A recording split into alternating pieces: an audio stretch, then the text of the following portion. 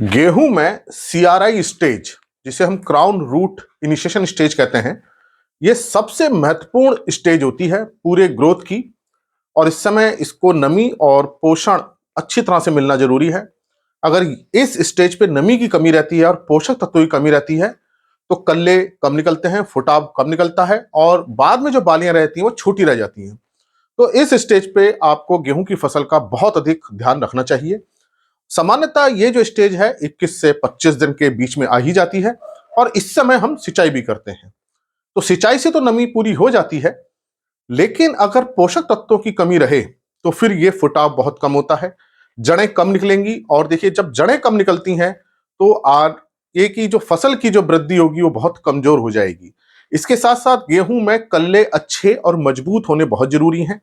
अगर मजबूत कल्ला नहीं होगा तो उसकी बाली भी कमजोर रहेगी और ये तभी संभव है जब उसको नमी के साथ अच्छे पोषक तत्व भी मिले। तो आपको इस बात का ध्यान रखना चाहिए कि ये जो स्टेज है CRI stage, crown root initiation stage, इस पे ना तो नमी की कमी हो ना बहुत अधिकता हो।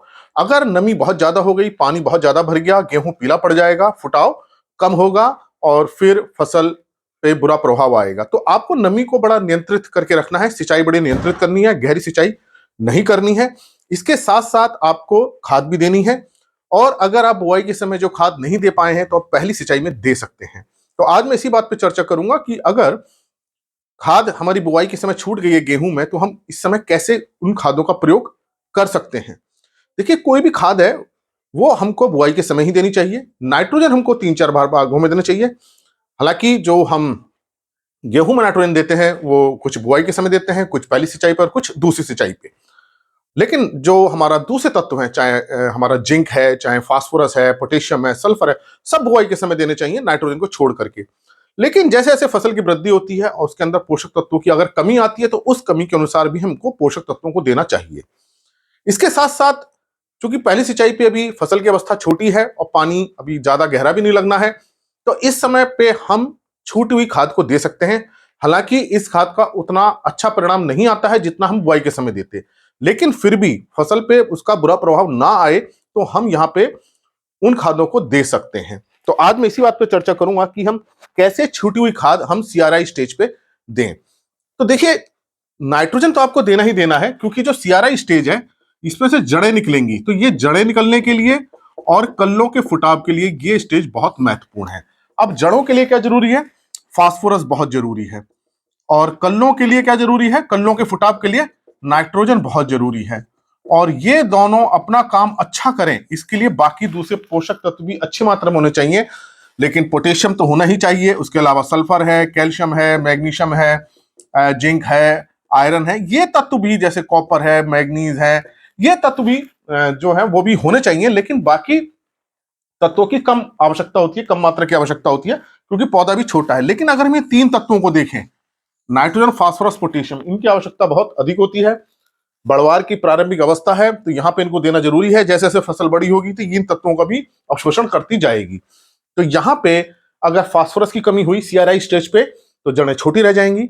नाइट्रोजन की कमी हुई तो फुटाव अच्छा नहीं होगा। पोटेशियम की कमी रह गई तो फास्फोरस और नाइट्रोजन अपना काम अच्छा नहीं कर पाएंगे। और इस समय चूंकि पौधा छोटा है तो अभी माइक्रोन्यूट्रिएंट्स की उतनी आवश्यकता नहीं है। जैसी पौधा बढ़ेगा, अभी भूमि के अंदर इतना माइक्रोन्यूट्रिएंट्स रहते हैं क्योंकि बहुत कम मात्रा में चाहिए होते हैं। चूंकि ये बहुत ज्यादा चाहिए तो यहाँ पे अभी से इनकी कमी आने लगती है, बाकी की बाद में कमी आती है। अगर माइक्रोन्यूट्रिएंट्स की कमी आती है तो अभी हम उसको यहाँ पे प्रयोग करते हैं। लेकिन अभी प्रारंभिक अवस्था में आपको 3 तत्वों पे बहुत अधिक ध्यान देना है, नाइट्रोजन पे, फास्फोरस और पोटेशियम पे। इसके साथ साथ सल्फर जो गंधक है इस पर भी हमें ज्यादा ध्यान देना है। तो बुआई के समय हमें नाइट्रोजन भी देना था, फास्फोरस भी, पोटेशियम भी, सल्फर भी, जिंक भी। मान लीजिए कि वो अभी आप नहीं दे पाए थे तो इन खादों का प्रयोग आप कर लीजिए इस समय।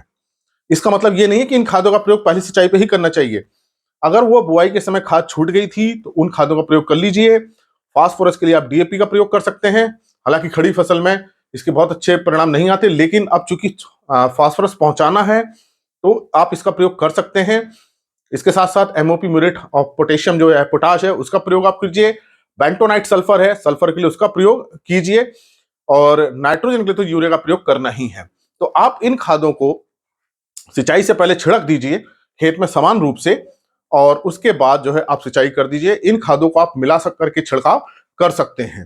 तो यहाँ पे आप सल्फर भी दे दीजिए अगर सल्फर आपने नहीं दिया है, क्योंकि सल्फर जो है नाइट्रोजन के काम को बढ़ाता है, जो पौधों के अंदर हरापन लाएगा, क्लोरोफिल बनाने में सहायता करेगा, प्रोटीन बनाने में सहायता करेगा, नाइट्रोजन के काम को बढ़ाता है सल्फर। तो गंधक की अगर कमी होने लगेगी गेहूं में तो नाइट्रोजन अपना काम पूरा नहीं कर पाएगा। और पोटेशियम तो मैंने आपको बताया कि हर न्यूट्रेंट के तत्व के लिए जरूरी है। फसल की वृद्धि होती है और फिर किसी न्यूट्रेंट की कमी आती है, तब हम उसके स्प्रे छिड़काव द्वारा हम उस तत्व की कमी को दूर करने का प्रयास करते हैं। लेकिन अभी यहाँ पे आप जो छूटी हुई खाद है उसको दे सकते हैं। अगर आपने बुआई में पूरी खाद दे रखी है तो सिर्फ आप यूरिया का ही इस समय प्रयोग कीजिए। अगर आपने बुआई के समय फास्फोरस, पोटेशियम, सल्फर दे दिया है तो आप केवल यूरिया डालिए और 1 एकड़ में 1 बैग पर्याप्त रहेगा यूरिया का, उसको दे दीजिए। अगर मान लीजिए आपने फास्फोरस नहीं दिया था तब आप 1 बैग डीएपी 1 एकड़ में प्रयोग करें और उसके साथ आधा बैग यूरिया का डाल दें। अगर मान लीजिए आपने बुआई में पोटेशियम भी नहीं दिया था तब आप यहाँ पे आधा बैग एमओपी का, म्यूरेट ऑफ पोटेशियम का डाल सकते हैं। तो इसको डालकर सिंचाई करें ताकि पानी में घुल के जड़ तक पहुंचे। अगर आपने शुरू में सल्फर नहीं दिया था तो बेंटोनाइट सल्फर 8 से 10 किलोग्राम प्रति एकड़ का प्रयोग आप कर सकते हैं। खेत में डाल दीजिए, पानी लगा दीजिए, तो ये धीरे धीरे घुल करके जड़ तक पहुंचेगा और फिर ये पौधों को उपलब्ध हो जाएगा। तो ये काम तो हमें करना था बुआई के समय। बुआई को हुए 20-25 दिन हो गए हैं, तब तक ये पोषक तत्व तो मिल जाते। अब ये 20 से 25 दिन देर हो गया है, लेकिन अब आगे उसके ग्रोथ पर बहुत बुरा प्रभाव ना आए तो अभी समय है कि आप इन पोषक तत्वों को दे सकते हैं।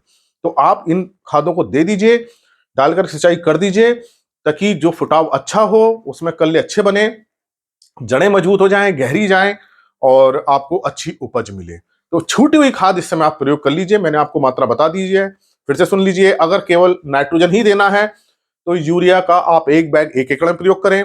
अगर फास्फोरस देनी है तो 1 बैग डीएपी के साथ आधा बैग यूरिया का दीजिए। और अगर पोटेशियम भी छूटा हुआ है, पोटेशियम बुआई के समय नहीं दिया था, तब आप आधा बैग एमओपी का दे दीजिए। अगर आपने सल्फर नहीं दिया था तो आप 8 से 10 किलोग्राम प्रति एकड़ के हिसाब से बेंटोनाइट सल्फर डाल करके पानी दे दीजिए ताकि ये पोषक तत्व उसको मिल जाएं और फसल की वृद्धि अच्छे ढंग से हो जाए और आपको अच्छी उपज मिले। लेकिन इसका मतलब ये नहीं है कि ये खाद सिंचाई पे ही देनी होती है, ये खाद हमको बुआई के समय देनी होती है। क्योंकि बुआई के समय किसी कारण से नहीं दे पाए तब हम इन खादों को दे रहे हैं, तो ताकि हमारी जो फसल की आने वाली जो वृद्धि वो अच्छी हो और हमें अच्छी उपज मिल सके। आशा है ये मेरी बात आपकी समझ में आई होगी कि क्रिटिकल स्टेज जो है वो गेहूं की सबसे ज्यादा हम मानते हैं वो है सीआरआई स्टेज, क्योंकि यहीं से जड़ें बननी शुरू होती हैं और यहीं से फुटाव होना शुरू होता है। इस समय जो जड़ें बनी हैं वही परमानेंट जड़ें होती हैं जो आगे चल के पूरे गेहूं के पौधे को पानी का अवशोषण करेंगे और न्यूट्रिएंट का अवशोषण करेंगी। फुटाव अच्छा होगा तो बालियां अच्छी आएंगी। इसलिए ये बहुत इंपॉर्टेंट स्टेज है। यहाँ पे आपको नमी का भी ध्यान रखना है, बहुत ज्यादा पानी नहीं देना है, नहीं तो गेहूं पीला पड़ जाएगा। छूटी हुई खाद आप यहाँ दे दीजिए ताकि आपको अच्छी उपज मिल सके। इसी प्रकार के लेक्चर्स के लिए आप कृषि किसान प्लेलिस्ट देखिए और अगर चैनल सब्सक्राइब नहीं किया तो सब्सक्राइब कीजिए। धन्यवाद।